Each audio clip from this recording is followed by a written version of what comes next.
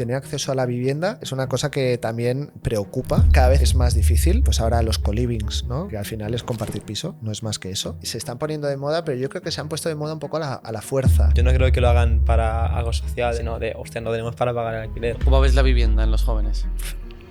O sea, literalmente no la veo. Carlos, trabajaste en Servihabitat, donde valorabas más de 100.000 viviendas por valor de 15.000 millones de euros. Eso me lo decía, yo llegaba a las 8 de la mañana y empezaba a valorar una promoción de 200 plazas de parking en Sant Feliu de Llobregat y acababa el día valorando en una situación, pues incluso un club de alterne. También estuviste y viviste de pleno la crisis del 2008. Después nosotros, por ejemplo, veíamos nóminas falsas. Tú tenías que conceder hipotecas y no se verificaba si esa nómina era real o alguien con un PDF lo había hecho y decía que estaba ganando 4.000 euros al mes. En España es mucho más barato. Cuando tú tienes un sueldo que a lo mejor es del norte de Europa, ¿no? ¿Tú qué vas a estar pagando? ¿Un alquiler de 3.000 o 4.000 euros en Suecia o un alquiler de 2.000 euros aquí en Barcelona? Pues te vienes aquí. Puede ser una solución también para conseguir más vivienda. El comprar el vuelo era como El derecho de vuelo. derecho de vuelo. Que tú cuando ves un edificio alto de 6 plantas y después ves otro al lado que tiene 3, eso es susceptible de poder construir en altura. Muchas veces cuando tú vas a hablar de esto, dicen,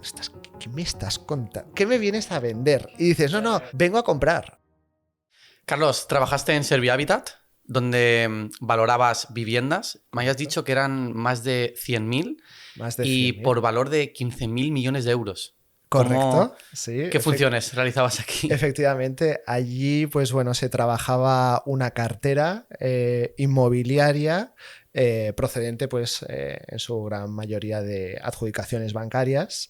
Y era un portfolio, bueno, era muy variado. O sea, tanto podía ser como una vivienda, como un parking, un trastero, una promoción entera, un edificio entero. Incluso suelos, naves industriales, es decir, todo el portfolio de impagados que se pueda generar, ¿no? A lo largo de los años.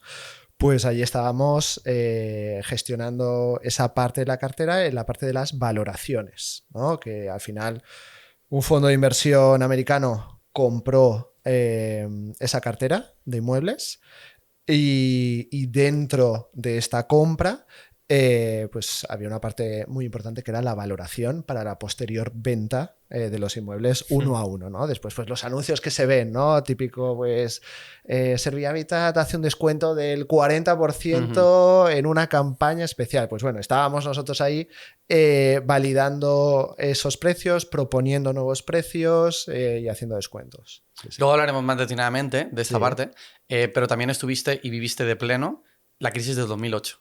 Correcto. Que hablaremos también ahí detenidamente sobre esto, pero quería comentarte que ahora vivimos en un contexto económico un poco incierto. ¿Ves similitudes respecto al 2008? ¿Deberíamos de preocuparnos o no? Yo creo que a nivel inmobiliario, al menos durante los próximos años, no. Porque es una crisis muy diferente, ¿no? Eso fue una crisis financiera donde la banca te podía financiar hasta el 120%, es decir, la casa más los gastos, más amueblarla, más el coche, sí que es verdad. Y aquí ya no es así ahora mismo, ¿no? Y además hay una gran parte de las compras que se hacen pues desde mucho más ahora que antes a nivel de extranjeros, ¿no? Que vienen a comprar, vienen a invertir en España y entonces la necesidad de financiación es menor. Y entonces ahí hay la gran diferencia, ¿no? Y después yo soy un firme defensor pues, de todo el producto nacional, ¿no? Pero sobre todo pues, capitales como Madrid o aquí Barcelona. Yo creo que estamos muy lejos de los precios del resto de Europa. Sí que es verdad que dicen, ¿no? Muchas veces, no, es que el salario no es igual.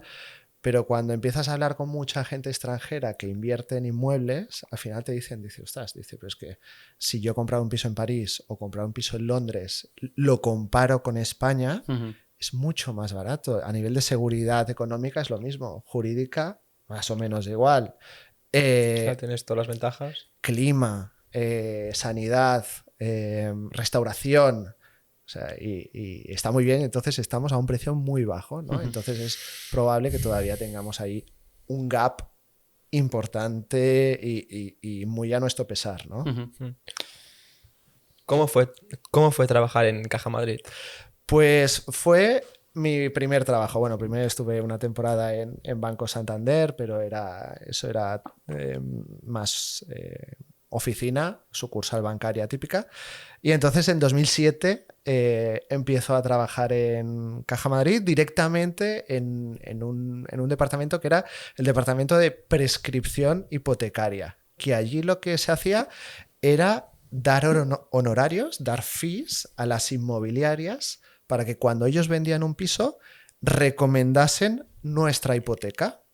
Y esto lo hacían todos los bancos. Es decir, todos los bancos pagaban dinero a las inmobiliarias para que recomendasen su hipoteca, ¿no? Entonces, pues tú tenías toda una cartera de inmobiliarias y entonces pues ibas visitándolas, dándoles incentivos, dándoles pues por Rappel, si me haces más de 20 hipotecas al mes, además del 1%, te voy a dar el 1,5%, ¿no? Entonces, es decir, en 2007, cuando todavía se estaban dando muchas hipotecas y la banca promocionaba mucho esta parte, y después empezamos a ver cómo en cada zona, pues a lo mejor que tú tenías 50 inmobiliarias, al cabo de 3 meses volvías a pasar por la zona y habían 40. 2 meses después habían 35. Un mes después habían 25. Y el negocio empezaba a bajar. Entonces, y era debido a que ya se empezaba a notar la recesión económica a esos mediados finales del 2007 aquí en España. Entonces, eso empieza a generar una cartera de inmuebles impagados también. Y en 2008 ese departamento de promocionar las hipotecas desaparece. Claro. Y se crea un departamento que es el departamento de negociación hipotecaria, que es, yo ya veo que tengo un pipeline de miles de hipotecas que no se están pagando hoy en día, voy a intentar darle una solución a esto, tanto a nivel de cliente como a nivel de entidad, ¿no? Porque tú tenías ahí pues, impagados miles de millones de euros. Entonces, tú allí lo que haces, se crea este centro en 2008 y allí lo que nos dedicamos a hacer, pues lo mismo, es decir, tenemos toda una cartera de préstamos impagados y entonces intentas juntar diferentes deudas de tanto una promotora o una sociedad o un autónomo o persona física para intentar que puedan pagar algo de una cuota. Pues le juntas la hipoteca de la vivienda, el préstamo del coche, la tarjeta de crédito, pues que a lo mejor tenía 12.000 euros impagados. Entonces lo refinancias todo e intentas que eso tire hacia adelante, ¿no? Entonces, pues ahí se veían bastantes situaciones muy complicadas y muchas veces sí que es verdad que eran por operaciones temerarias, incluso inmobiliarias, ¿no? De hacer una promoción de 400 viviendas en un pueblo que tenía 1.000 habitantes, ¿no? Ostras. Pero como al final todo era más y todo iba más, sí. Y entonces después eso cae, ¿no? Pues muchas promociones también en el centro de España, sí, en la costa de Levante también muchas promociones así. Y después veías situaciones que era como que todo había ido bien y de repente se había dado préstamos de una manera no muy controlada, gente pues tampoco a nivel financiero no lo suficientemente formada, que habían dicho, oye, pues yo me meto aquí, tal, y después de esto, pues, ¿qué haré? Vender porque valdrá X más y me compraré algo mejor. Y de repente cortado por situaciones normalmente laborales y tragedias, ¿no? Familiares. Y eso, pues a mí me pilla con 20 pocos años, con 23, 24, donde habías pasado de estar pagando a inmobiliarias para que te den préstamos y de repente tú tienes delante de tu mesa situaciones muy complicadas, ¿no? Sí.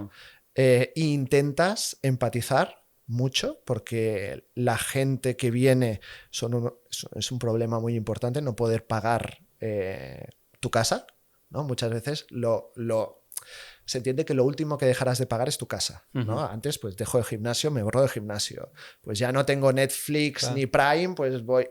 Pero dejar de pagar tu casa es una situación muy complicada. Lo más tocho, ¿no? Es lo más. O sea, y con gente, lógicamente, familias con hijos, ¿no? Y entonces, eso es un golpe de realidad, ¿no? También de muchas veces las cosas no las vemos y no las vemos venir y no somos conscientes, ¿no? de lo que nos rodea, y a veces pues vivimos en un 5% de la población, o en un 5%, yo muchas veces digo, ¿no? de la realidad, ¿no? que existe. Ahora, o sea, es un ejemplo muy tonto, ¿eh?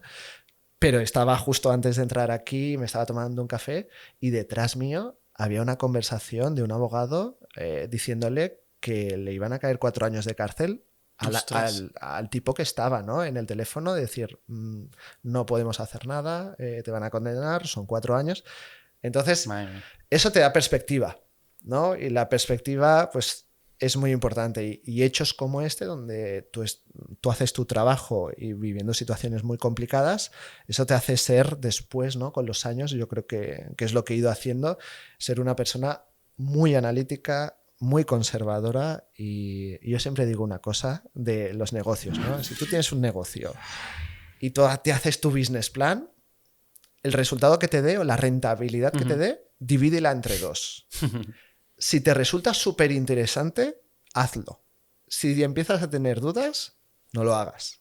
Y esto en la inversión inmobiliaria es una cosa que he vivido, lo he visto, y al final, si no, siempre está cuando la gente empieza a no ir bien ese negocio, ¿no? A decir, ostras, es que no debería haber hecho esto, no debería haber invertido aquí, pero yo creo que hay una fase súper importante siempre, que es invierte, o a veces dicen pierde el tiempo en, yo creo que es, muchas de las cosas son invertir. Invierte, igual que vas a invertir tu dinero, invierte el tiempo en analizarlo bien. Y no tienes que ser bueno en todo.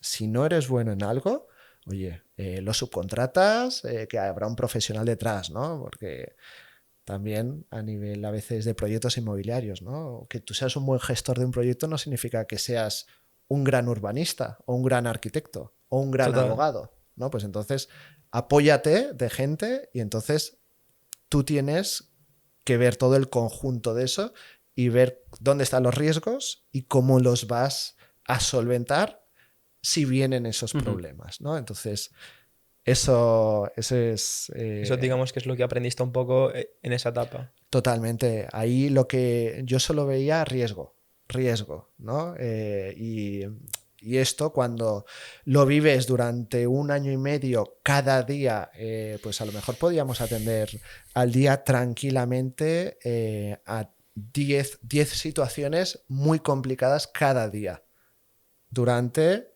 1 año y medio. Eso al final te da una perspectiva de ver, ostras, cuáles han sido los errores. ¿Dónde han estado esos errores, ¿no? Si ha sido en la compra, si ha sido pues el promotor, si no ha analizado bien incluso la curva demográfica de la zona donde iba a invertir, si no se había calculado bien los costes, no de construcción, sino a lo mejor costes de urbanización, todo esto. Durante 1 año y medio, cuando te lo van clavando así a hierro y lo vives, entonces aprendes. ¿Podrías decir algún ejemplo así fuerte que digamos, ostras, esta familia, esta empresa, uff? Pues bueno, había una promotora muy, muy importante aquí en Cataluña, de hecho creo que el dueño, incluso creo que fue presidente del Barça durante un breve tiempo, y era una de las promotoras más importantes que habían. ¿Y qué pasa? Pues aquí en la calle Viladomat, París con Viladomat, que allí había la antigua fábrica de Bayer, ¿vale? Pues un sitio tan prime como ese tuvo que dejarlo caer. Dios. Porque tenía tantas inversiones en zonas no prime, que al final tú cuando inviertes también en algo, ¿no? Yo siempre intento, pues a la gente que inicia o que quiere, yo siempre le digo, ¿no? Ubicación. ubicación, ubicación. Esto era la Champla, es súper buena ubicación. Lo que pasa es que esto venía arrastrado de muchas otras malas ubicaciones, ¿no? Y eso lo que te hace es endeudar, no poder seguir y dejarlo caer, ¿no?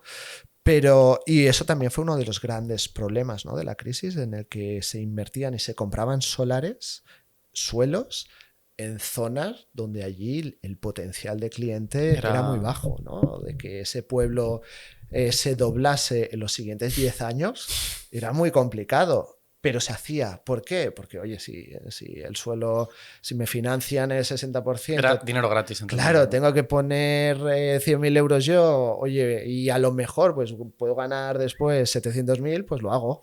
Y ahí no había nadie que pensara, ostras, igual esto va a petar algún día.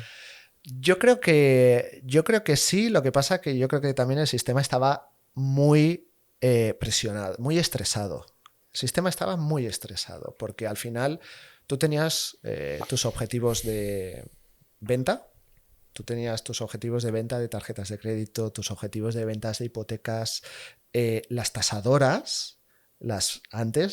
Ahora son independientes las tasadoras, pero antes pertenecían a los propios bancos. Es decir, hay una empresa que es de tasadora que me va a valorar a mí el inmueble. Eso huele raro. Siendo yo el propio banco, ¿no? Entonces, era un poco tricky todo este sistema, ¿no? Entonces era, ostras, pues que quien te valore y tú sobre eso das un 120% sobre una valoración o sobre una tasación que pertenece a mí mismo, ¿para qué? Pues para yo llegar a mis propios objetivos, ¿no? Entonces, yo creo que el sistema estaba viciado. Un sistema no es corrupto, es decir, simplemente que... Mal hecho, mal hecho, llevaba toda una inercia mala. Llevaba una inercia buena, pero sin ver lo que podía llegar a pasar, ¿no? Después...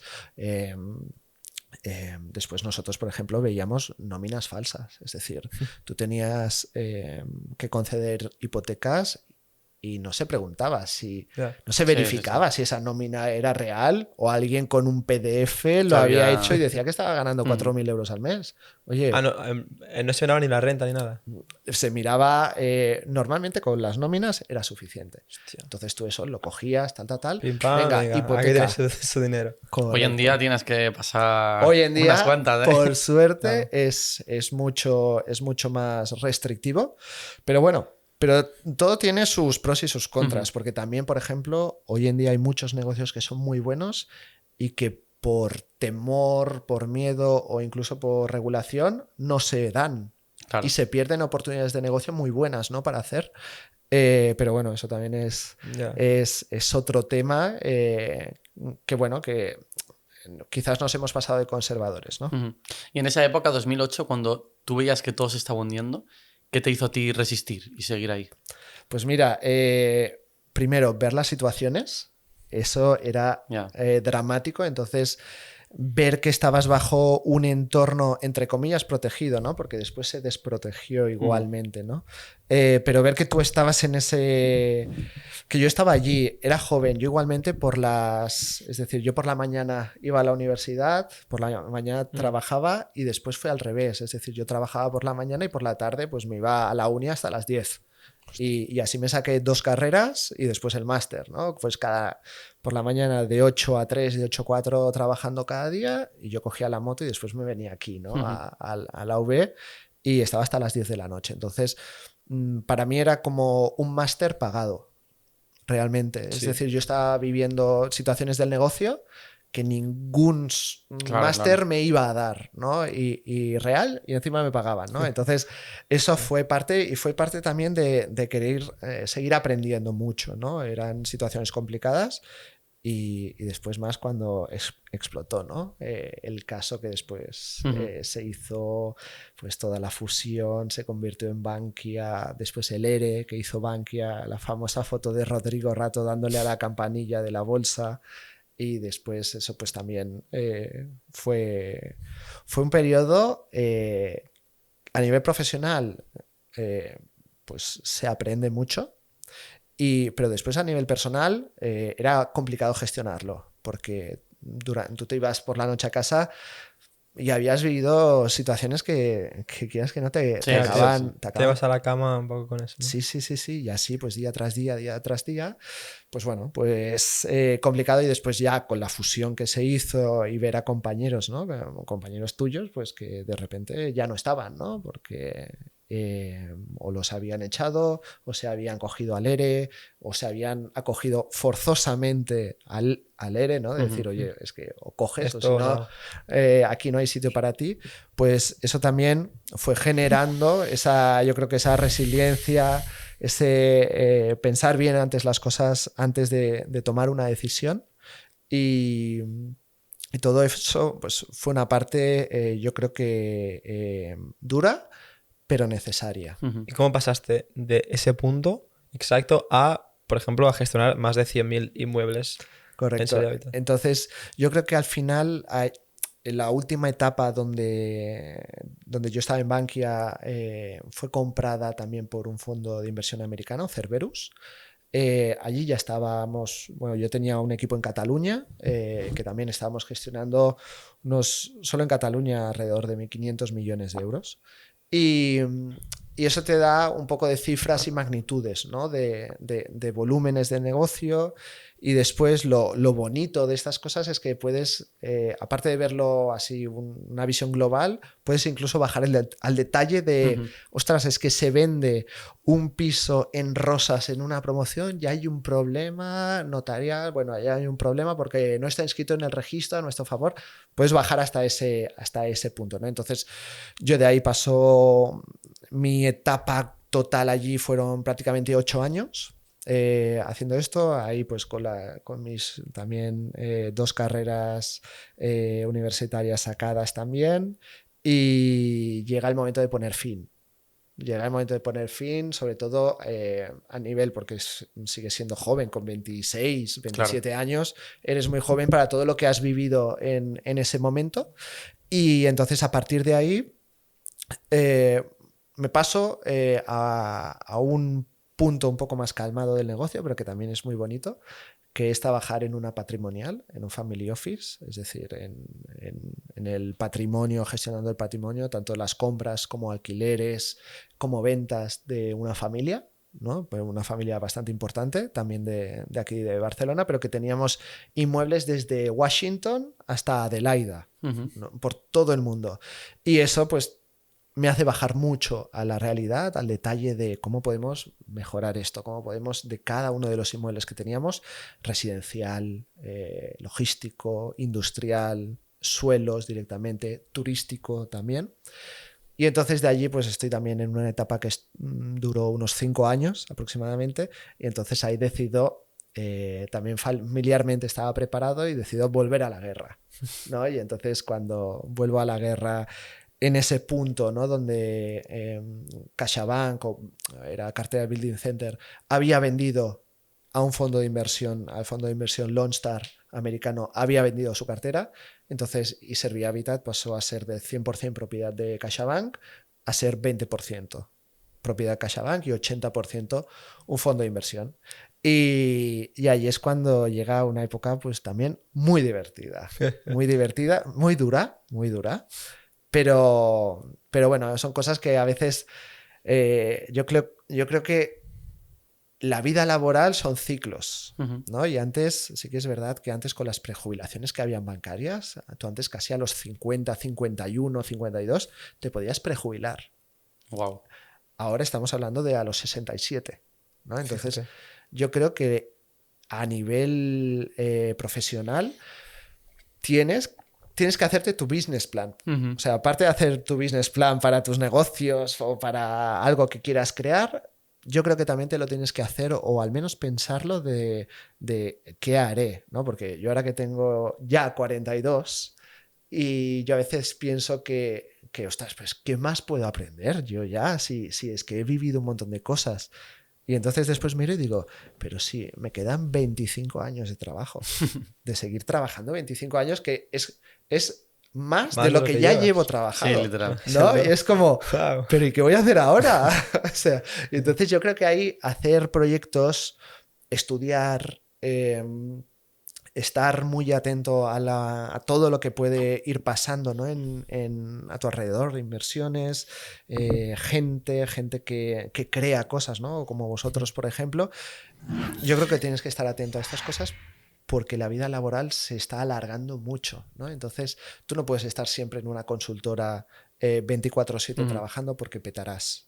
Llegará un momento que no puedas. Antes de seguir con el podcast, nos gustaría hacer una breve pausa para agradecer a nuestros patrocinadores, los cuales sin ellos no existiríamos. Mil gracias a todos ellos por formar parte de Podcast, tanto a Rayola, hosting de calidad con una atención increíble, OpenIMAS, un CMS especializado para periódicos, Getalink, un portal de compra-venta de enlaces, de backlinks. Mil gracias a todos ellos. Tenéis en la descripción un montón de cupones y promociones especiales para todos vosotros que estáis viendo esto, así que no os olvidéis de pegar un buen vistazo. Sigamos con el podcast.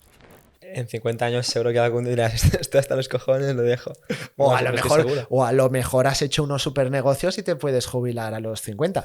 Cosa que no sería lo normal, ¿no? de lo que va a pasar, ¿no? Entonces, yo creo que cada uno tiene que pensar y ser muy consciente de los proyectos que coge, en qué momento lo coge, ¿no? También en qué momento incluso vital, ¿no? Porque no es lo mismo coger un trabajo sin hijos que cuando tienes hijos.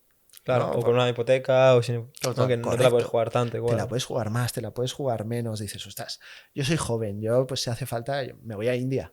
Me voy a India y veo qué hago, o como hacéis, ¿no? Tú que te has ido a China, ¿no?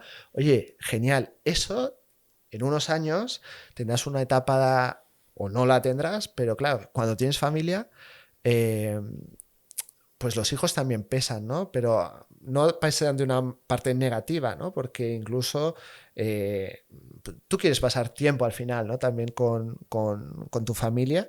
Entonces tienes que decidir muy bien qué tipo de proyecto coges en cada momento. Y eso es lo que intenté hacer, ¿no? Es decir, una época... pues sin familia, el estar trabajando a tope, estudiando a tope, aprender mucho, disfrutar mucho, ¿no? También de la vida, y después llega un momento que tienes que decidir el parar porque tienes un proyecto personal, ¿no? Y no es compatible la una con la otra. Entonces, pues esa fue mi segundo periodo profesional, y después llega uno cuando dices, bueno, pues a lo mejor, oye, ya estoy más estabilizado, ya he tenido pues, lo que los niños, tal, y entonces estoy preparado y me siento con fuerzas, porque también es verdad que los proyectos te agotan muchas veces, ¿no? Mentalmente, y necesitas ser valiente para dar un paso muchas veces incómodo, porque tú, aunque estés en una situación complicada, como el entorno lo conoces, ¿no? Dices, ya sé que este tiene mala leche, ya sé que este me la va a intentar clavar por la espalda, ya sé que este cliente es muy exigente, pero te mueves en un como diría, en un estrés controlable. Tú puedes controlar ese estrés, pero entonces ahí puedes estancarte, ¿no? Entonces llega otro momento de la vida en el que dices, oye, pues estoy preparado para una aventura. Yo aquí tengo una pregunta en lo que has contado, y es, ¿cómo das esos saltos laborales? Es decir, ¿tú buscas trabajo activamente? O por ejemplo, esa familia te dice, oye Carlos, yo quiero que trabajes para mí. ¿Cómo funciona ese cambio? Pues los cambios normalmente funcionan por lo que os contaba del agotamiento, ¿no? O sea, tú cuando estás sometido a estrés, digamos, un estrés no controlable durante mucho tiempo, durante un periodo largo, llega un momento que la mente te empieza... que puedes tomar dos decisiones, ¿no? De decir, oye, pues mira, yo a partir de ahora voy a trabajar al 70%, ¿no? Entonces el estrés baja, tal... Y sí, con todo el respeto máximo, ¿no? Pero como lo que siempre se dice, ¿no? Pues más como un funcionario, ¿no? Yo tengo mi horario, yo cojo, yo a las 3 me voy, me tomo mi café, tal. Esto, después cuando entras en una empresa, que no sé si habéis trabajado para alguna empresa o no, pues están como los típicos dinosaurios, ¿no? En la empresa que tú entras y dices, hostia, el tío este que coge y se va a las 3 cada día y le da igual lo que pase, como si se está encendiendo, él se va a su casa, ¿no? Entonces, como yo no quería ser eso, ¿no? Cuando llegas un momento que dices, ostras, empiezo a estar muy colapsado, tomo la decisión, o me pongo a trabajar al 70% o me voy y me busco algo. Ese es el momento donde hasta ahora siempre he dicho, he optado por me voy. porque trabajar al 70 o no tener la exigencia suficiente hacia uno mismo, pues eso no entra en mis planes, ¿no? Si lo que hagas lo tienes que hacer motivado y exigirte a ti mismo. Cuando ves que ya no te empiezas a exigir de esa manera, es el momento, yo creo, de tomar decisión. Y entonces, a partir de ahí, headhunters, contactos. Antes también habían, pero bueno, por ejemplo, en la plataforma LinkedIn, Sí. toda la parte de empleo, todo esto no existía antes, ¿no? Entonces, tú podías ser desde un típico InfoJobs, ¿no? Pero normalmente ibas a headhunters que incluso yo había utilizado para contratar en las empresas donde estaba. Entonces, pues dices, oye, mira, yo necesito un cambio, empezad a buscar algo sin presión y poco a poco y vamos a mirar proyectos. Y entonces cuando ves un proyecto que es chulo y que te puede encajar y tienes ganas, oye, pues tiras hacia adelante, ¿no?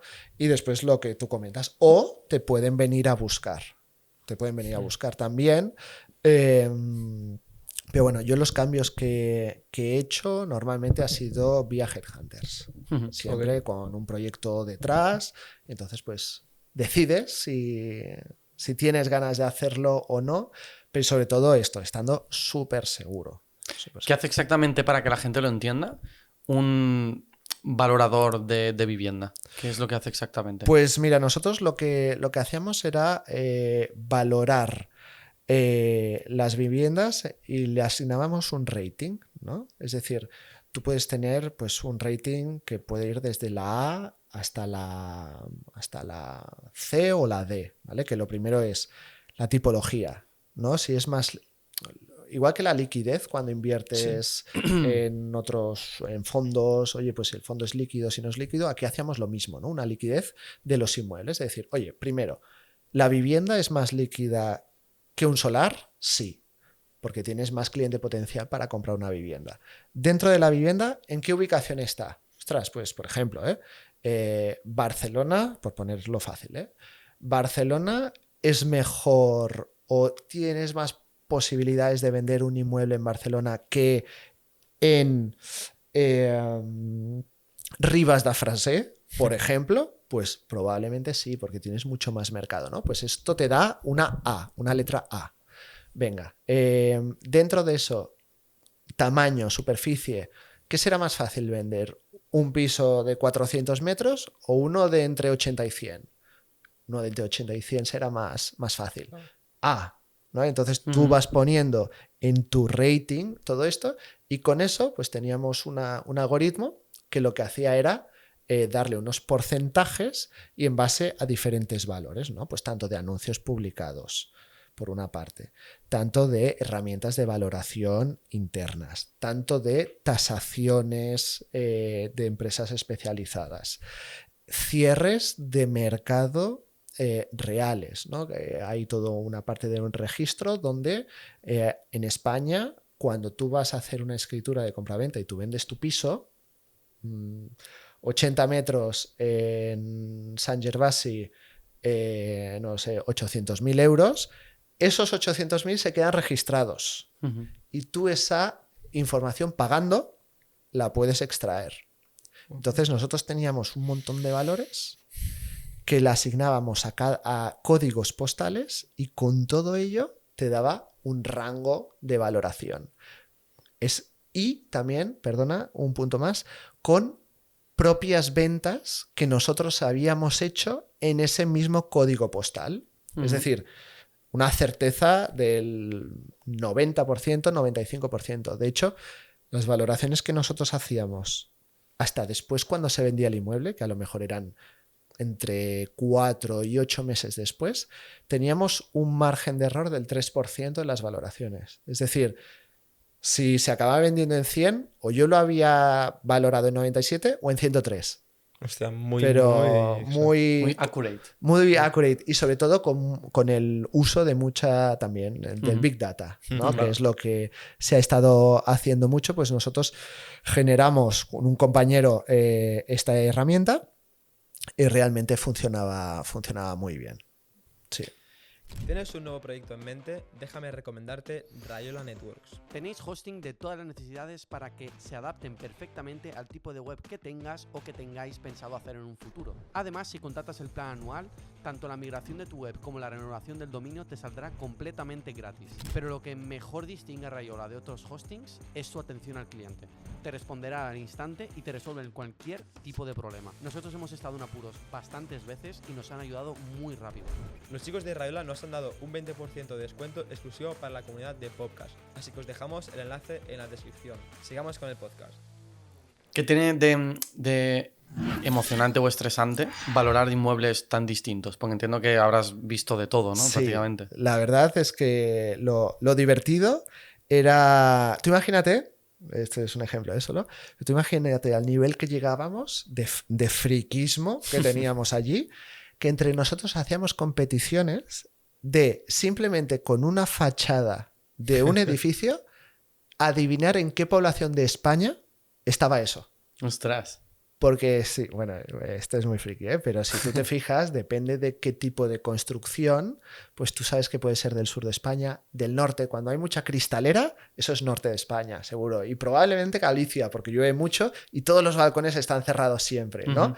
Pues mira, yo eso no lo sabía. Pues sí, y o sea, ese era el nivel, ¿no? Entonces, nosotros lo que hacía... Me he perdido. ¿Cuál era la pregunta? Sí, no, de emocionante o estresante el valorar tantas Correcto, tan entonces, distintas. el portfolio, lo chulo y lo divertido era que, por ejemplo, aprendías mucho porque podías estar, yo siempre lo decía, yo llegaba a las 8 de la mañana y empezaba a valorar una promoción de 200 plazas de parking en San Feliu de Llobregat y acababa el día valorando un campo de golf en la Sardaña. Entonces, por ese entremedio veías muchas cosas, ¿no? Incluso en una situación, pues incluso un club de alterne, ¿no? Que se había cerrado y entonces y tenías que valorarlo porque eso tiene que tener un valor, ¿no? Pues hay unos tipos de valoraciones que se llaman los ILE, que son inmuebles ligados a explotación económica, ¿no? Pues un geriátrico, por ejemplo, pues tantas plazas tiene, tanto puedes ingresar. Un hotel, tantas plazas, ¿no? Entonces, pues en ese caso también hacíamos nuestros cálculos de tantas habitaciones por tantos días a tanto. ¿Y ahí cuál es el inmueble más difícil de valorar? ¿O el más difícil que tú hayas valorado? Pues mira, uno que nos costó mucho era un antiguo secador de jamones. Eso era súper complicado porque no eres experto en saber a cuánto está el kilo de jamón, sí, qué tipo de explotación van a hacer allí, ¿no? De cuántos jamones pueden caber en 1000 metros cuadrados, ¿no?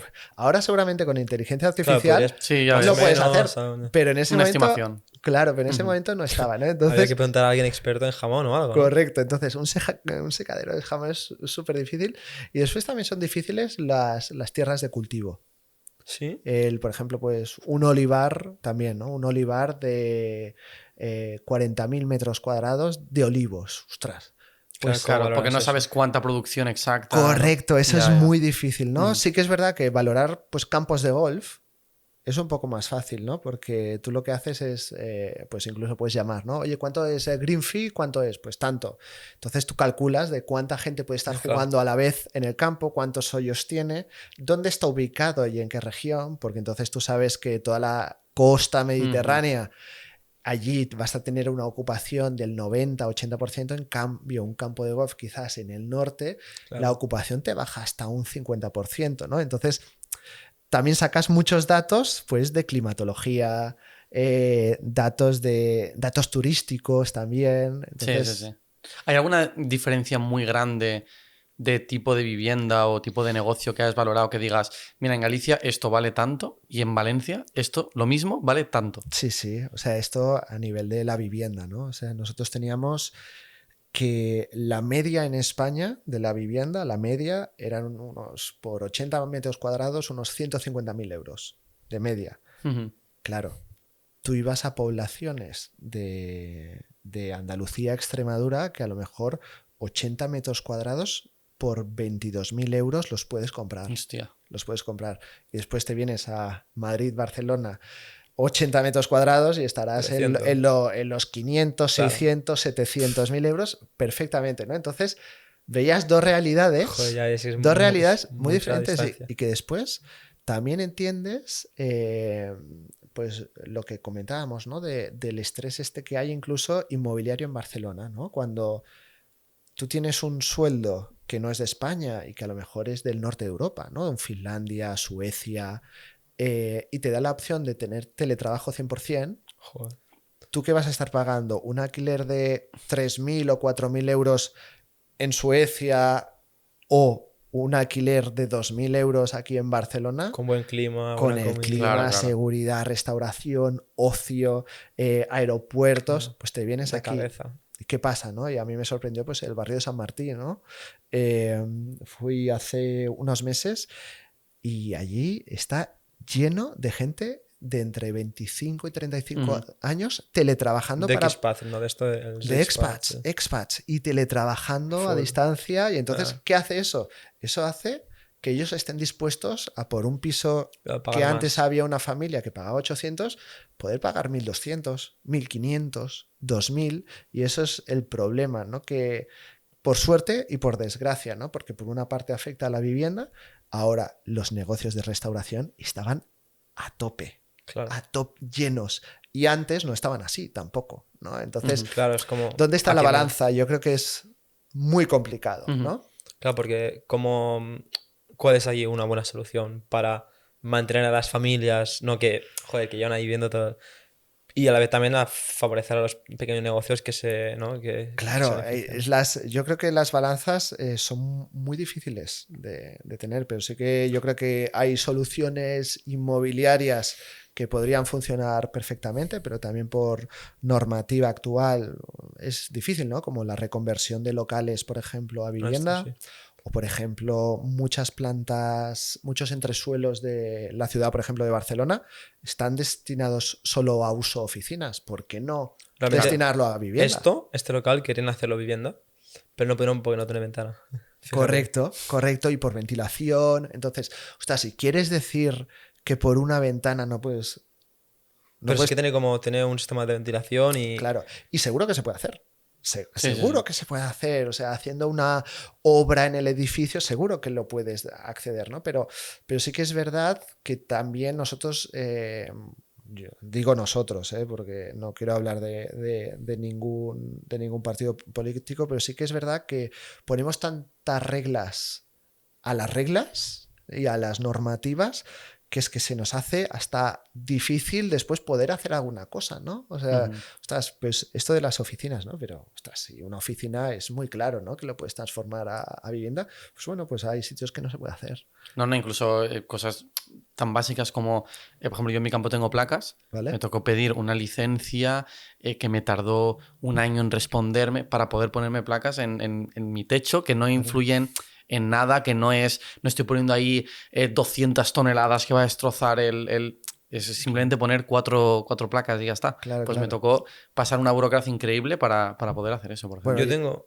una pregunta y es, esto es decir, a ver, yo esto, como no tiene la célula de habitabilidad, ¿no? Que se llama, no pueden alquilarlo como vivienda, pero si yo lo compro como local y yo puedo usarlo como vivienda, como para mí, no. Tampoco. Pero tampoco. ¿Quién vendrá a decirme, no señor, no puede vivir aquí? No, no venda a nadie. No venda a nadie, pero sí que puedes tener una denuncia de un vecino. Eso es lo complicado, que muchas veces, y pasa, y pasa mucho más de lo normal, incluso, o sea, por una pequeña envidia, ¿no? De, ostras, mira, este listo se ha comprado el local por 200.000 y yo he pagado 500.000 por esto. Y él puede vivir aquí. No. Ya te digo que no vas a vivir, ¿no? Y esto puede venir perfectamente por una denuncia. Sí que es verdad que, por ejemplo, un caso es que tú le puedes sacar una cédula de habitabilidad. Imagínate, ¿no? Que esto cumpliese las condiciones. Puedes sacar la cédula, pero esto siempre se va a mantener. Cédula de habitabilidad. O sea, tú imagínate qué incongruencia. Hay sitios donde tú puedes sacar una cédula a un local porque cumples ventanas, ventilación, pero no puedes después en el registro cambiarlo de local a vivienda.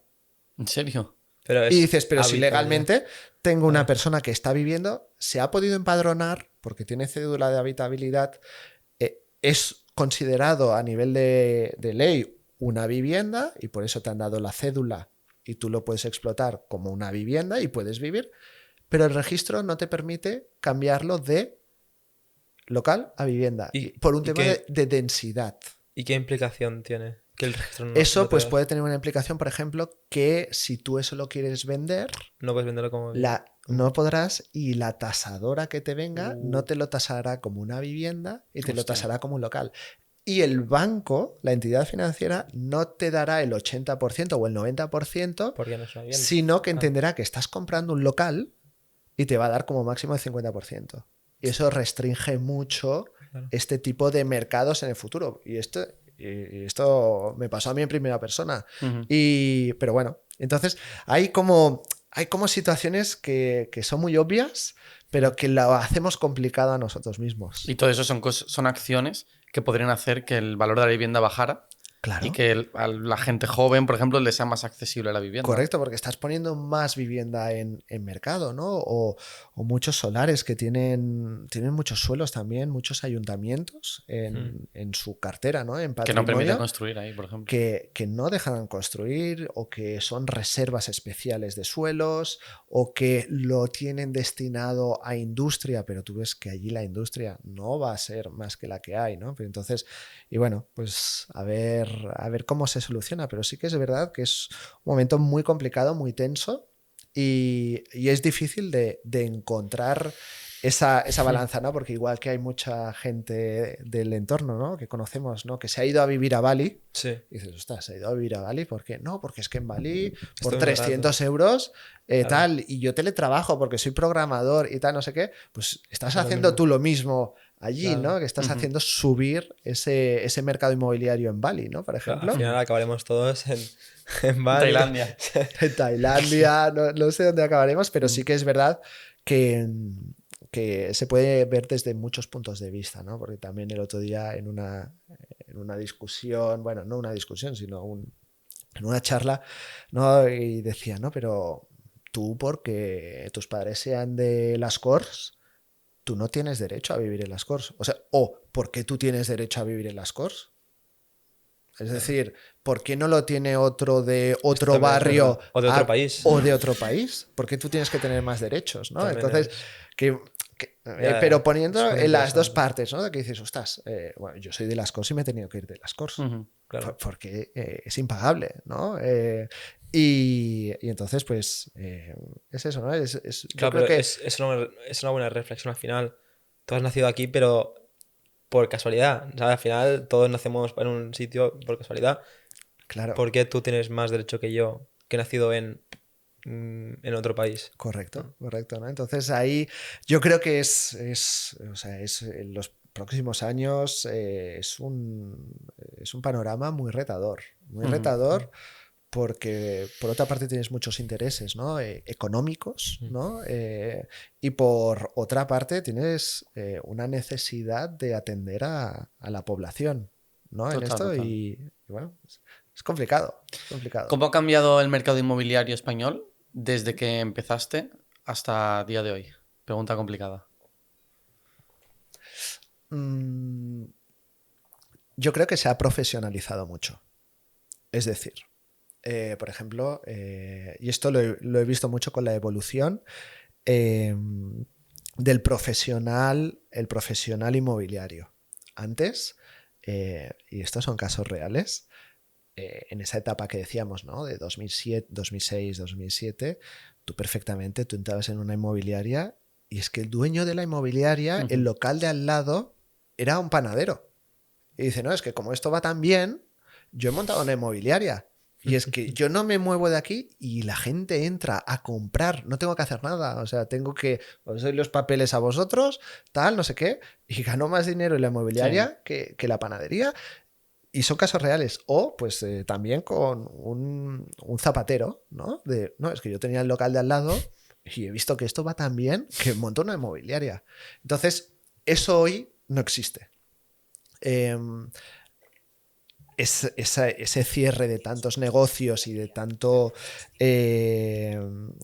negocio inmobiliario, lo que hizo fue profesionalizar el sector, ¿no? Entonces, para mí eso es un punto y hoy en día lo vas viendo bastante, ¿no? Que también a nivel de inversión, la gente que invierte, ahora tienes muchas más herramientas, mucho más fácil tomar decisiones a nivel de inversión. Se analizan mucho más las cosas. Yo creo que ha cambiado en ese punto a nivel de gente, ha cambiado para bien. A nivel del producto, yo creo que también estamos en un momento de que lo más caro o el lujo máximo se vende mejor y más rápido. Se vende mejor. Hablaba con un promotor de aquí de Barcelona, pequeñito, ¿no? Y que va haciendo proyectos inmobiliarios, ¿no? Y dice, ostras, dice, yo los pisos de a partir del 1.000.000 de euros los vendo en menos de 4 meses. Cuando hago un proyecto con pisos de entre 300.000 y 450.000 es a partir de 4 meses, ¿no? Porque el lujo lo compran 90% extranjeros y el producto que se hace es muy bueno. Entonces, y esto es una de las cosas que yo creo que sorprende, ¿no? Que a veces pensamos, ostras, esto es muy caro, ¿no? Pero viene alguien. Total. Sí, sí. Siempre hay alguien dispuesto a comprarla, ¿no? Digamos. Totalmente. ¿Crees que se puede repetir una crisis como la del 2008 entonces? Yo creo que como la del 2008, ¿no? Nunca. No, nunca no. A ver, nunca digas nunca. No digas nunca, pero yo creo que no. O sea, porque financieramente pues la banca también ha aprendido, ¿no? Y se han puesto reglas a nivel europeo, ¿no? Incluso para que no vuelva a suceder.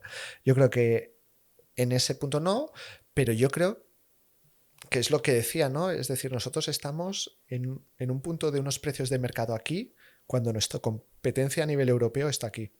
Tenemos margen. Lamentablemente, para los que somos de aquí, lamentablemente hay margen para seguir subiendo y esto seguirá. Y después habrá, pues seguramente, un estancamiento de precios. Yo creo que como mucho habrá estancamiento en los próximos años. ¿Y no habrá bajada nunca? Yo creo que no, y sobre todo en zonas prime falta mucha vivienda.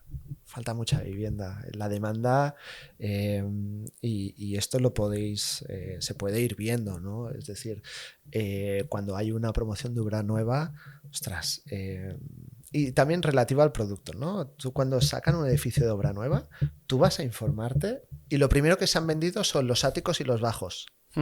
Los áticos por las vistas y los bajos por los jardines.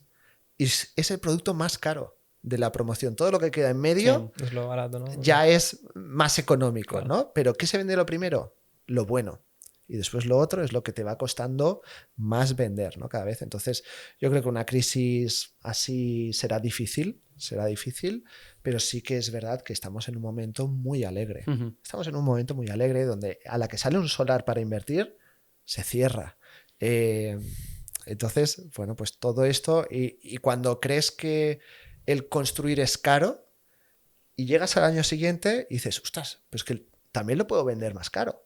Y llegas al año siguiente y ves que esto sigue hacia adelante, ¿no? Y yo creo que ahí la clave estará en el que nos pongamos a un nivel económico y de inversión a nivel del resto de otras grandes ciudades europeas. ¿Cómo ves la vivienda en los jóvenes? O sea, literalmente no la veo. O sea, es que el no ver es una cosa que también preocupa, ¿no? Es decir, la vivienda, el tener acceso a la vivienda cada vez es más difícil. Cada vez, pues ahora los co-livings, ¿no? Que al final es compartir piso, no es más que eso. Se están poniendo de moda, pero yo creo que se han puesto de moda un poco a la fuerza, sí, ¿no? De que, ostras, tenemos que venderlo, marketing. Yo no creo que lo hagan para algo social, de no construyamos menos, sino de, hostia, no tenemos para pagar el alquiler. Todas las cosas con co ahora se están poniendo de moda. Sí, ¿no? El coworking. Co-living. Pues al final es porque la gente no tiene sitio para trabajar, para vivir, es así. Es así. Es triste, pero... Es muy triste, es muy complicado. Solución... Tiene que pasar, yo creo que por ayudas, porque incluso limitaciones al mercado a veces acaban afectando para mal. Yo creo que esto tiene que ser ayudas y se tiene que flexibilizar. Ahora, por ejemplo, daban una ayuda para primera vivienda para jóvenes, pero el problema era que, bueno, que si no, que te daban, creo, el 20% que te pide el banco para la hipoteca. Vale. Pero era a habitaje protegido. Entonces, era HP. Entonces, claro, después, por ejemplo, si lo quieres vender no puedes, o se lo tienes que vender a alguien que esté por debajo como de un índice y tal. Claro, claro. Entonces, claro, yo, por ejemplo, si te compras eso ya es como para vivir tú para siempre, porque no se puede como alquilar, es como para ti. Claro. Y también yo no sé si la gente joven... Yo, por ejemplo, tengo claro que no sé si voy a vivir en Barcelona, porque con estos precios... Es que yo aquí un piso, pues eso, 500.000 euros. Es que por 500.000 me compro 5 en Lleida. Correcto. O en un pueblo, ¿sabes? Sí, o en una zona diferente de España, ¿no? Y que puedes tener lo mismo, puedes tener buen clima. Y más nuestro trabajo que es más remoto incluso. Correcto. Claro. Pero también ahí estás, como decías tú, ¿no? Con el ejemplo, pues estás afectando también a la inflación de ahí. De una ciudad más pequeñita y vienes tú con más pasta de una ciudad y estás tú comprando caro. Claro. Entonces como que cuesta no empeorar la situación de otros e intentar salvarte tú un poco de la tuya. Claro. Esto, por eso yo creo que es muy complicado el poner un punto. Yo no veo todavía que no sean ayudas realmente, porque limitar mercados acaba perjudicando a otras partes, ¿no? Entonces, pero en las ayudas, ¿cómo funcionaría? No, yo creo que ayudas, pues es esto, ¿no? Oye, jóvenes de menos un año de alquiler, jóvenes de menos de 35 años, sí. pues los primeros, oye, pues con nóminas, etc., pues a lo mejor un préstamo con el tipo de interés cero, ¿vale? Y que tú tengas que ir devolviendo, ¿vale? Pero tipo de interés cero. No, ¿por qué se tiene que ganar dinero de cuando estás ayudando a alguien, ¿no?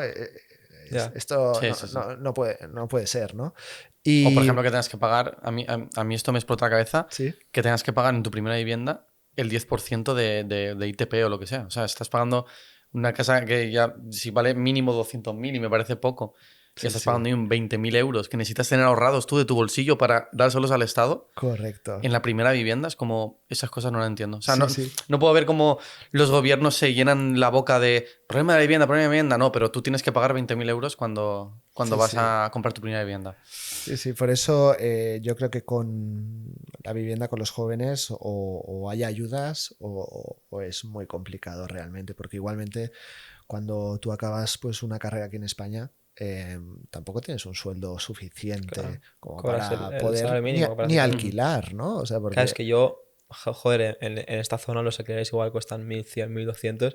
Yo miraba sueldo mínimo y decía, tú, si me quedo con el sueldo mínimo estoy jodido. Porque... Sacaron, ¿no? Creo que hace 2 semanas esta noticia que se destina en Barcelona el 70% de los ingresos al pago del alquiler del piso. Y esto es la media. La media. Que habrá gente que...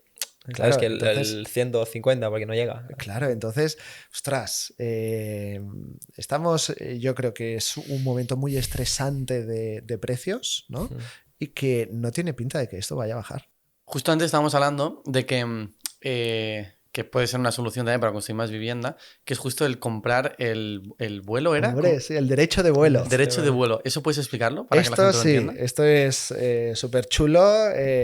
No es innovador porque lleva ya un tiempo en el mercado y de hecho en muchas capitales europeas se hace. Y de hecho las ayuntamientos o entidades públicas promocionan esto e incluso dan ayudas a los promotores. Ostras. ¿Por qué?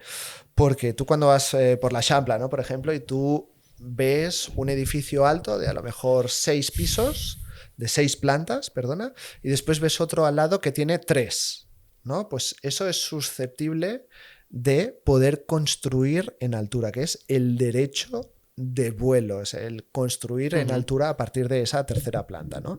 Esto normalmente era porque los promotores de hace muchos años, oye, pues a lo mejor con 3 plantas tenían suficiente y el negocio ya le salía. No había ascensores o eran muy caros, entonces pues hago 2, 3 plantas, ya tengo suficiente.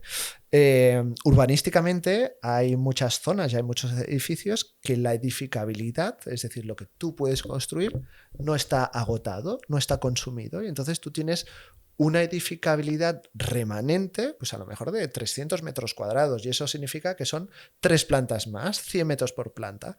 Entonces tú lo que puedes hacer es, pues si ese edificio es de un propietario, tú puedes ir a hacerle una propuesta y decir, oye, mira, a mí me interesa construir en altura, yo te pago como si fuera un terreno. Sí.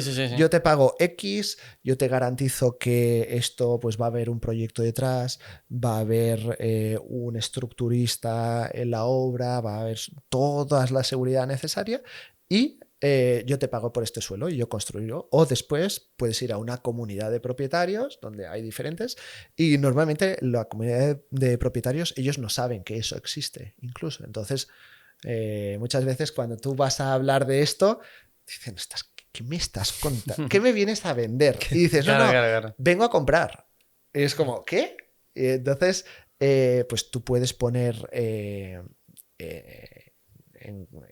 un acuerdo a toda la comunidad y decir, oye, pues mira, yo quiero comprar este derecho que existe en esta finca, además, pues seréis más propietarios y los gastos de comunidad se dividirán. Además, puedo rehabilitarte los interiores de escalera, te voy a rehabilitar la fachada, te voy a poner ascensor en una finca que no tiene ascensor. Al final lo que haces es mejorarlo todo y además ofreces vivienda, que no tenemos vivienda, ¿no?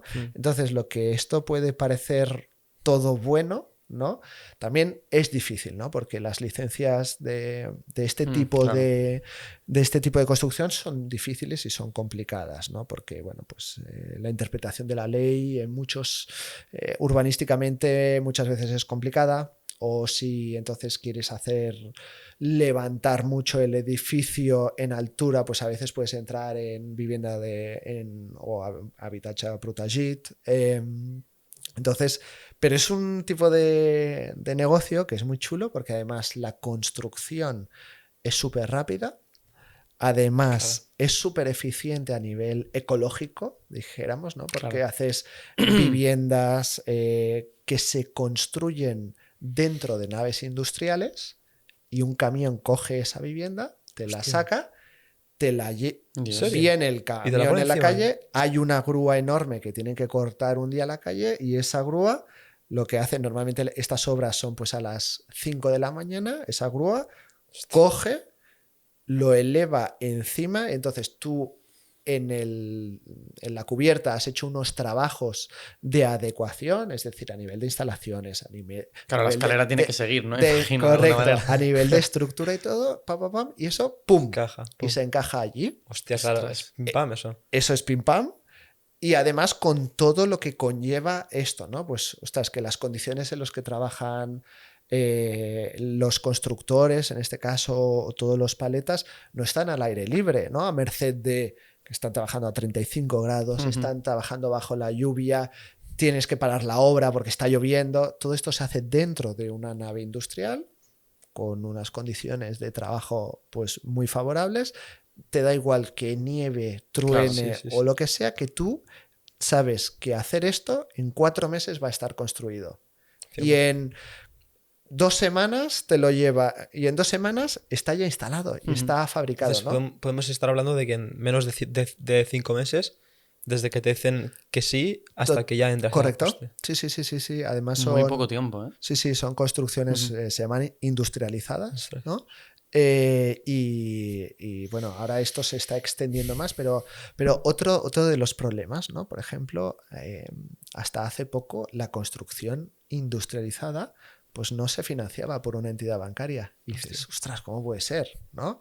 Yo quiero construirme una casa así que cumple a nivel de eficiencia energética lo mejor, passive house, que encima hay unos trabajadores que tienen unas buenas condiciones de trabajo tal, y no me lo va a financiar el banco. Bueno, pues ¿por qué? Porque resulta que no se puede certificar que tú esa casa que se está construyendo en una nave la vas a poner donde dices que vas a poner. Igual la pones en otro sitio. Correcto, ¿no? Y dices, ostras, ¿cómo podemos complicarnos tanto la vida, ¿no? De poner Literal. tantas normas a nuestras... Y bueno, esto es un poco lo que le pasa Sí, como sí. a la vieja Europa, ¿no? Sí. Que aquí la gente joven se va. Y se va a Estados Unidos. Ujú. Porque, oye, porque te financian más tu carrera, porque te ayudan Sí. más, tienes más ayudas, hay más libertad de crear empresas, menos competencia, ¿no? Pues eso también... Ujú. Ahora, por ejemplo, antes de empezar el podcast, le está comentando que hemos estado en China Sí. y que yo ahí flipaba porque los edificios son de 20, 30 Enormes. plantas, literalmente. Son edificios muy, muy altos, pero aún así no parece como que el paisaje esté lleno, al menos en donde estamos, no parece como si no hubiera árboles, no hubiera zonas, no, hay Total. zonas verdes, pero ellos como son tantos no pueden crecer ¿no? en espacio Claro. como pasa aquí ahora en Barcelona, sino que crecen pues en altura. Y es interesante porque es otro modelo de construcción. Y realmente y es un tipo de negocio que yo creo que con ayudas públicas tanto a nivel de licencias como a promotores o incluso el propio gobierno, ¿no? Que dijera, ostras, pues mira, yo voy a hacer un análisis de todo lo que es susceptible de crecer en altura y lo hago yo como gobierno, ¿no? ¿Y qué hago además? Ostras, pues mejoro la accesibilidad a los edificios, ¿no? Poniendo ascensor, Ujú. mejorando la iluminación. Ostras, pues que las luces que sean LED, todas de todos estos edificios donde coja, ¿no? Y entonces ahí sabes que puedes hacer vivienda, que además puedes beneficiar a la gente que ya está viviendo allí. Y yo creo que con algunas medidas así, no es que te vayan a solucionar el problema, pero al menos puedes crear. Claro, ¿no? total. Se podrán crear muchas viviendas en Barcelona. Correcto, Porque además Barcelona no es una ciudad muy, muy alta, ¿no? correcto. Hay Aquí mucho. me acuerdo que hicimos un estudio simplemente en una área de Barcelona. Había más de 200 edificios que por Fíjate. normativa tú lo puedes hacer. 200 edificios. ¿Eso cuánto? Imagínate ¿cuántos que viviendas eran? a una media de 4, ¿no? De 4, ostras, son 800 viviendas que pones, Dios. pum, en el mercado En 5 meses, en sola una zona de Barcelona. como quien dice. Si esto lo cubres todo y lo ayudas, ¿no? Con ayudas públicas, con ayudas de licencias, con ayudas a esta, ¿no? A la propia gente y Ujú. en mejorar los edificios. Y después, a nivel visual, son muy chulos, ¿no? Porque ves muchas veces el Claro. contraste entre lo antiguo y lo histórico y lo moderno, ¿no? Ujú. Que es una construcción de este tipo, con ventanales grandes, tal. O sea, yo creo que, y esto es eso, ¿no? O sea, en otras capitales europeas, esto es el día a día. Y aquí creo que estamos muy lejos de ¿Y por qué construir. crees que por intereses o No, yo creo que es por la dificultad que, primero, que entraña un proyecto así. Un proyecto así, desde que tú inicias, pueden pasar perfectamente 5 años. Entonces, hay Ostras. muy poco inversor. claro, Hay 5 que años esperarse como tanto, ¿no? convenciendo al de Correcto. abajo, ¿no? Tú te puedes simplemente en negociaciones con propiedades, te puedes estar 2 años, 2 años y medio. Más otro año más o menos de licencia. Y después sí que es verdad que la parte de la construcción es Es más más pequeña, pero es igual, pero tú llevas un Claro. desgaste, entonces, y tampoco son promociones tan grandes como para que entre un gran fondo de inversión Claro, que vaya claro, a meter claro. 1.000 millones de euros. No, estos son promociones pequeñas que tienen que ir a tipos de inversores medianos y pequeños, entonces tampoco hay tanta gente dispuesta a esperar tanto tiempo en tener inmovilizado Sí. el dinero, Claro. ¿no? ¿Cuánto puede costar una promoción así? Una promoción De así, pues, Esos de, por ejemplo, que decías de que en cada uno cuatro pues a lo mejor viviendas. puede ser una inversión de unos 800.000 euros para que te salgan 2 viviendas. 2 viviendas. 800.000 euros. Pero lo que pasa es que, claro, que estás en centros de ciudades, Claro. en la mejor zona, y encima lo que vendes son los áticos, Ujú. que es la mejor pieza. Claro, claro, claro. ¿No? O sea, Entonces, de hecho, el truco sería primero hacer un piso y cuando lo vendas, hacer el otro. para tener. Para vender áticos doble todo el rato, ático. ¿no? El ático Así, del ático. claro, Esa claro. es buena. Cada vez pues. Oye, esta me la apunto, ¿eh?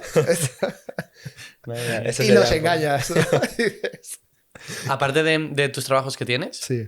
¿tú también tienes tus inversiones personales o no? Sí, ¿Y Sí. qué es lo que haces? También, pues mira, yo empecé como todo el mundo, bueno, no como todo el mundo, no lo sé, la verdad, pero sí que empiezas por poco, ¿no? Y entonces allí yo me acuerdo que mi primera operación de inversión fue comprar plazas de aparcamiento Ostras. a un administrador concursal, ¿vale? ¿Qué Es es eso? decir, un administrador concursal es normalmente un despacho de abogados que lo que Vale. hace es cuando hay una sociedad que está en quiebra, Ok. gestiona la venta de los activos de la sociedad, ¿no? Tú ahora imagínate Vale. que tú tienes una sociedad, Ujú. te está yendo bien y dices, ostras, pues el local, en lugar de ponerlo a mi nombre, lo pongo a nombre de la sociedad, ¿no? Porque al final es una actividad. Y vas haciendo lo mismo, ¿no? Y las plazas de parking y tal. Y al final tú llegas un día que esta sociedad peta por algún Todo sitio, fuera. todo fuera, y entonces esa sociedad se gestiona a través de este administrador Vale. concursal. Y ahí imagino que compras con un descuento. Un Claro, y entonces tuve una oportunidad muy buena de comprar unas plazas de aparcamiento en Sants, aquí en Barcelona, y las tuve un tiempo alquiladas y después las vendí. Entonces esa operación la repetí al cabo de los 5 años, es decir, la estuve rentabilizando.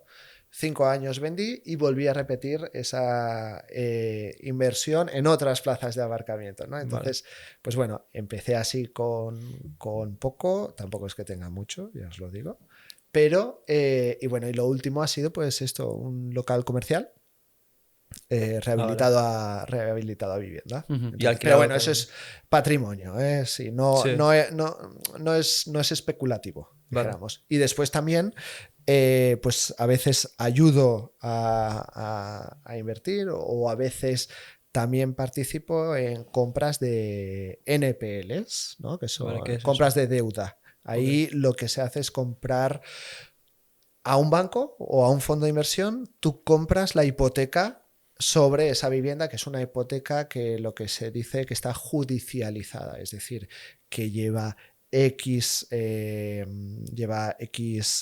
mensualidades sin estar pagada, entonces el banco ya ha iniciado un procedimiento de ejecución y con ese procedimiento de ejecución tú lo que haces es comprar el préstamo hipotecario y te subrogas a ese procedimiento. Entonces, esto pues puede durar, son inversiones que aproximadamente puedes estar sobre los 2 años, Claro. y pico, más o menos, teniendo allí el capital parado.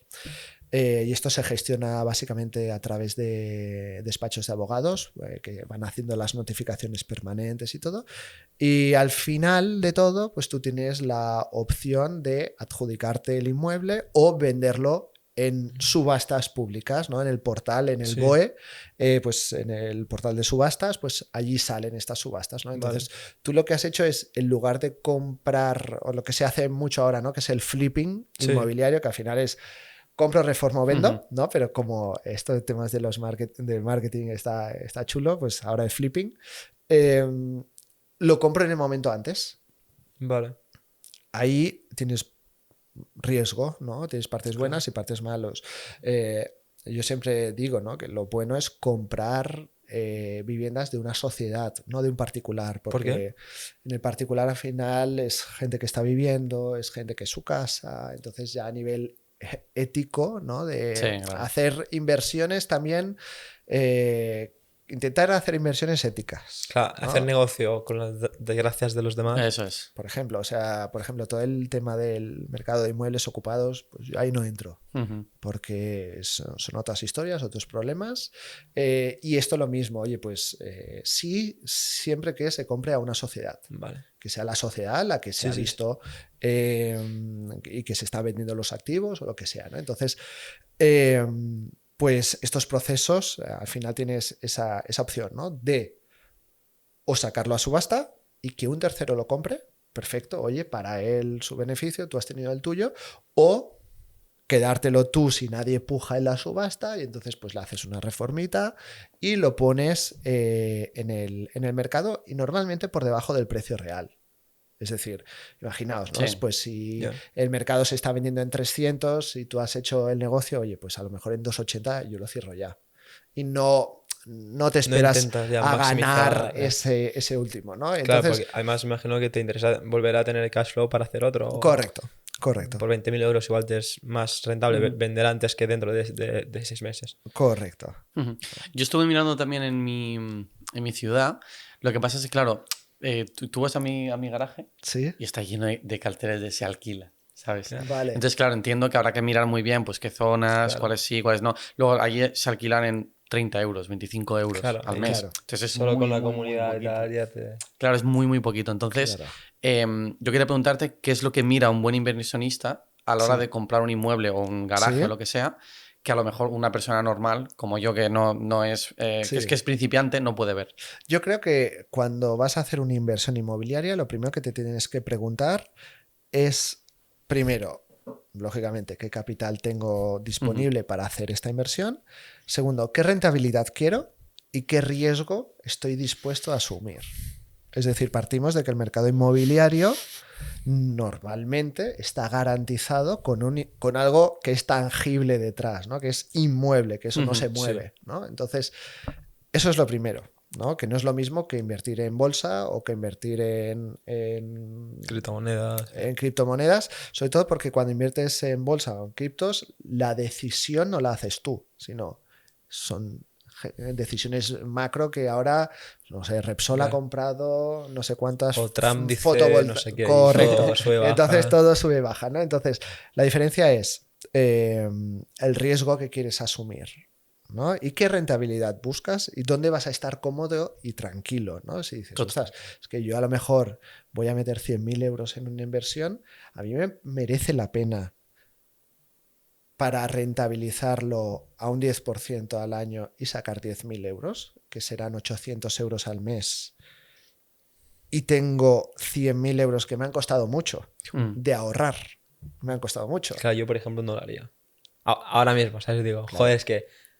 Claro, además, nosotros porque, por ejemplo, tenemos más el perfil de hacer negocios o de montar no sé qué tal, es que a mí con 100.000 euros y 100.000 euros, joder, puedo montar algo mucho más tocho que me den más de 800 al mes. Correcto, ¿no? Me refiero, es que te montas, haces ads, pillas, no sé qué, te montas un e-commerce y haces mucho más. Vale. Pues claro, obviamente no es tan pasivo, no es una Tendrás que invertir más, ¿no? Tiempo. Tiempo. Sí, sobre todo tiempo. Entonces, sobre todo es esto, también el factor tiempo, el Claro. factor tiempo que tú tienes, ¿no? En destinar, pero sobre todo, ¿qué es lo que quiero, ¿no? Entonces, con estos 3, 4 cosas, las respuestas te vienen solas. Porque entonces tú dices, ostras, vale, Carlos, quiero un piso para alquilar en Barcelona y que me dé, hostia, el 10% no, porque el 10% me lo puedo sacar con lo que acabas de comentar, pues entonces yo la primera respuesta ya te la puedo dar, es que no vas a encontrar al 10% en Barcelona ni en Madrid. Que los alquileres en Barcelona y en Madrid, como mucho de tu inversión, como mucho te van a dar entre un 3, si está muy bien ubicado, es decir, zona prime Claro. es la que menos te va a rentabilizar. Zona subprime, ¿no? O zonas o poblaciones más colindantes es la que más rentabilidad te va a dar, pero también tendrás mayor riesgo. Y menos liquidez, ¿no? También. Correcto. Entonces, es esto, ¿no? Entonces tú dices, ostras, 5%, no lo quiero. Pues que a lo mejor de aquí 15 años, cuando tengáis una productora propia de podcast, cuando tengáis vuestros negocios y cuando estéis facturando mucho y digáis, ostras, pues que yo más negocios yo ya no puedo hacer porque no tengo más tiempo. Ostras, voy a empezar a pensar en, oye, pues una parte voy a dedicarlo al sector inmobiliario, ¿no? Me siento cómodo con un 10%, pues yo te diría, pues entonces con un 10% podemos empezar a hacer compras de deudas. Con un 10% puedes empezar a hacer alguna compra de algún pisito pequeño, lo rehabilitas, lo vendes, te puede dar más, te puede dar un 15, un 20, pero después yo siempre soy muy realista, sobre todo cuando hablo con gente que invierte, ¿no? Y es rentabilidades de más de un 20% anual. Suena estafa. Ojalá, suena estafas. Ojalá, pero es complicado, ¿no? O tienes que hacer muy buenos proyectos y comprarlo a un precio muy bueno y que todo te vaya muy bien. En podcast tenemos 3 preguntas, ¿Vale? Que son fijas, que le hacemos a todos los invitados. Vale. Entonces, bueno, te lanzo por aquí A ver. la primera. La primera Sí. es, aunque bueno, tú has trabajado en empresas, Sí. Pero a ver si nos puedes decir alguna así chula, ¿Sí? que cuál fue la máxima facturación en un día. A ver, facturación, yo lo que puedo decir es el cheque que he tenido más grande Ujú.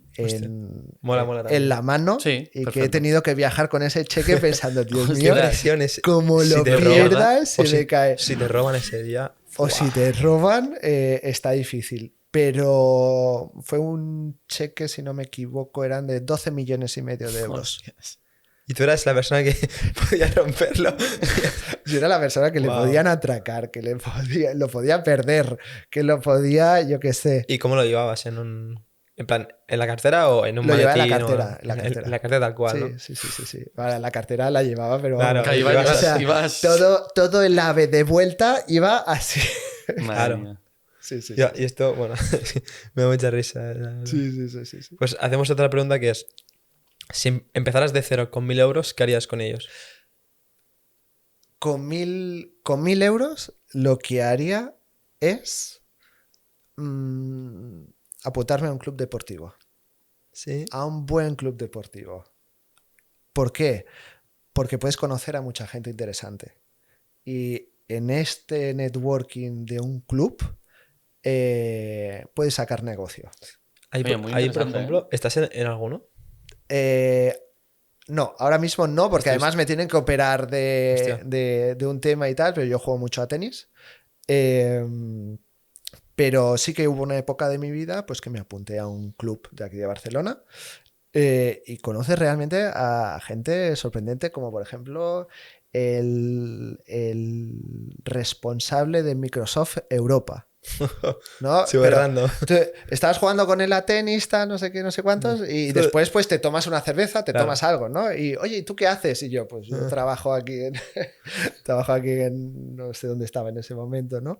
Pero trabajo en una oficina. ¿Y tú qué haces? No, soy el responsable. Soy el puto amo. Claro. ¿No? Pero yo es lo que haría, porque al final, y si te gusta vivir la vida, coges 1.000 euros y te los gastas con tus amigos. Porque realmente con 1.000 euros poco puedes hacer. Sí. Sí. Pero yo te diría, algo inteligente, yo creo que es apuntarse a un club o dar la paga y señal del pago de acceso a un club y eso te puede abrir puertas. Sí. Networking. Qué bueno. al Es final. una buena Networking. respuesta, la verdad. Sí. Hay gente que ha respondido más por cosas como de formación, otra gente ya como de inversión. Pero claro, en el sector inmobiliario con 1.000 euros, unas pipas y... ¿Andas bien? Literal. Complicado. La tercera pregunta es, ¿qué es para ti el éxito? El éxito profesional En general. o personal. Yo para mí el éxito profesional es poder elegir qué proyecto quieres hacer. Para mí eso es el éxito profesional. Yo no considero éxito el tener más o menos dinero. O sea, normalmente se relaciona siempre el éxito es que es millonario, ¿no? Pero el dinero te puede venir por muchas partes. Pero el elegir dónde quieres estar, el elegir qué quieres hacer y con quién lo quieres hacer, yo creo que eso es éxito. Qué bueno. Buena respuesta. Pues tenemos otra sección que hay 15 preguntas y tú diciendo un número aleatorio del 1 al 15 las ¿Vale? eliges. Ok, pues... Ah, y puedes saltar una, Ok. si no te apetece. Va, el 3. El 3. ¿Qué es lo más loco que has hecho por dinero? Lo más loco que he hecho por dinero no tiene nada que ver con el sector inmobiliario, pero lo más loco que he hecho es hacer de espía Hacer de espía. a un amigo mío Ujú. por un tema personal suyo. Entonces, hacer un seguimiento de casi una persecución en coche. Eso es lo más loco que he hecho por dinero. Pero en plan, ¿alguien te paga por hacerlo? Sí, Hostia. sí. ¿Pero otro amigo o alguien? Sí, otro. Muy bien. Muy interesante. ¿Otro número? El 2. ¿Alguna vez has sentido presión para maquillar una valoración por intereses de terceros? Sí. Presiones hay muchas veces, sobre todo cuando